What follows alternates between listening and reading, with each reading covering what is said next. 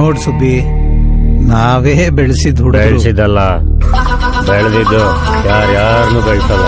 ನುಗ್ಗಿದ್ ನಾವು, ಹೊಡೆದಿದ್ ನಾವು, ಬೆಂಕಿ ಹಚ್ಚಿದ್ ನಾವು, ಅದ್ರಲ್ಲಿ ಜೋಳ ಬೇಯಿಸ್ಕೊಂಡು ತಿಂದವ್ರು ನೀವು.